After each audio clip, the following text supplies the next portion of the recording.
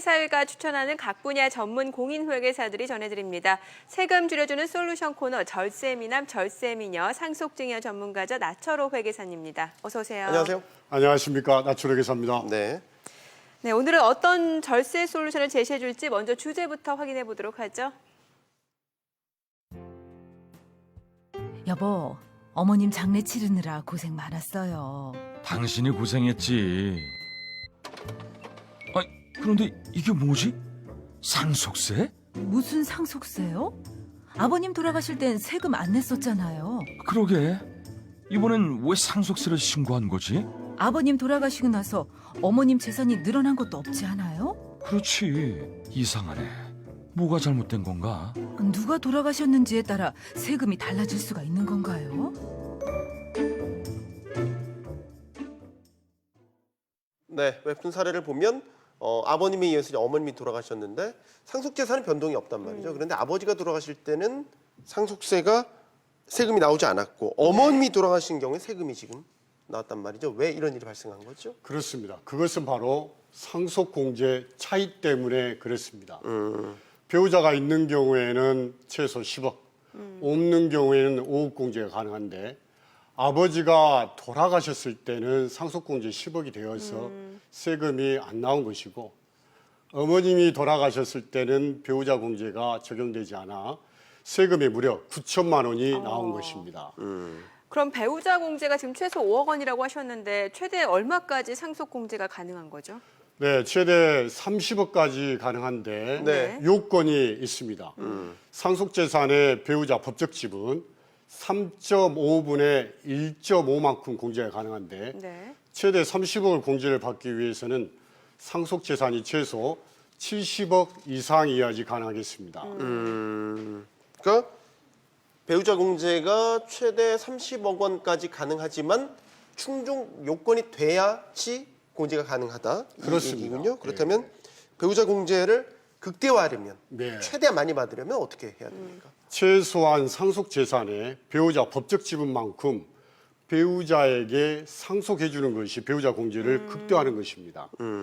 배우자 공제를 극대화하는 것이 상속세의 기본적인 절세 전략이 되겠습니다. 그렇군요.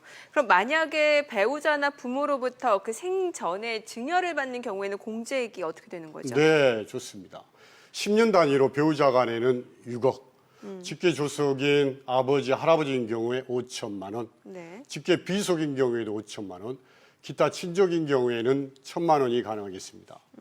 만약 예를 들어서 부부가 50년을 같이 산다면 10년 단위로 6억 곱하기 5, 30억까지는 증여세 없이 배우자에게 증여가 가능하겠습니다. 네. 그렇군요.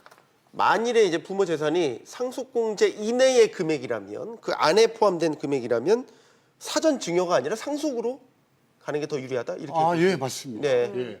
만약 호르몬이 전 재산이 5억이라면 사전 증여로 가야 됩니까? 상속으로 가야 됩니까? 5억 원이라면 상속으로 가는 게 맞지 않나요? 당연히 맞습니다. 상속으로 가는 순간은 세금은 제로, 사전 증여로 가는 순간은 세금은 9천만 원, 상속공제 5억 이내의 금액이기 때문에 당연히 상속으로 가는 것이 절세의 지름길이 되겠습니다. 그러니까 상속 재산이 배우자가 있는 경우에는 10억 원이고 배우자가 없는 경우는 5억 원이면은 이때는 무조건 이제 상속으로 가야 된다. 이런 말씀을 주셨고 그렇습니다. 피상속인과 그 동거한 주택을 상속받는 경우도 있지 않습니까? 이 경우에 상속 공제 혜택은 없나요?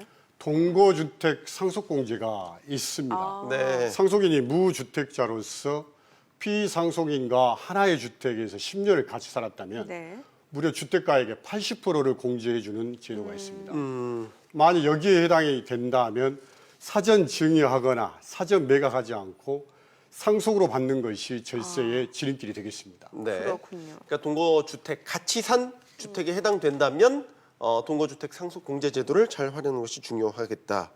자, 가업을 상속받는 경우도 있잖아요. 아버지가 하셨던 일을 아들이 물려받고 뭐 이런 식의 가업 상속에 대한 얘기를 좀 해주세요. 그렇습니다. 이럴 때는 가업 상속공제가 있습니다. 부모의 가업 승계를 지원하기 위한 제도인데 불과 10년 전에는 가업 상속공제 1억에 불과했던 것이 네.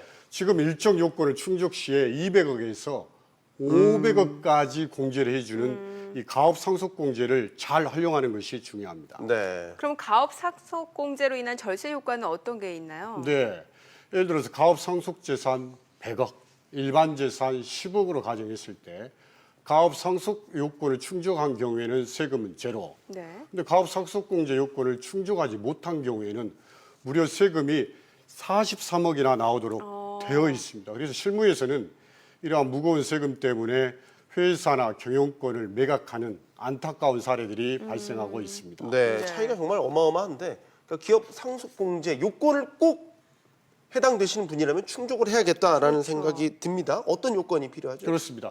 요건 중에서 아주 기본적인 요건만 말씀드리면 첫째, 부친이 최소 10년 이상 경영한 중소기업이어야 되고 네. 둘째, 상속인은 만 18세 이상으로서 상속 개시 2년 전부터 가업에 종사해야 됩니다. 더욱 이 가업 상속공제는 10년간의 엄격한 사후 관리를 요구하고 있어서 이를 이행하지 않는 경우에는 무거운 추징세액이 부과되도록 되어 있어서 10년간의 사후 관리가 아주 중요하겠습니다. 네, 그러니까 기업 상속 공제 요건도 중요하지만 네. 사후 관리 역시 중요하다라는 점을 꼭 그렇습니다. 명심을 하셔야 될 것 같은데, 자, 각자 해당되는 상속 증여 공제를 미리 확인하는 것이 절세 그럼 지름길이겠네요. 그렇습니다. 상속 증여공제 각자의 상황과 환경에 따라서 차이가 나도록 되어 있습니다. 상속공제 배우자가 있는 경우 최소 10억, 없는 경우 5억, 더 나아가서 배우자 공제, 동거주택 상속공제, 가업 상속공제 요건을 미리미리 챙겨서 지금부터 준비하는 것이 상속세의 절세 전략이 되겠습니다. 네. 네. 자, 지금까지 절세미남 나초로 회계사님과 얘기 나눠봤습니다. 감사합니다. 잘 들었습니다. 감사합니다.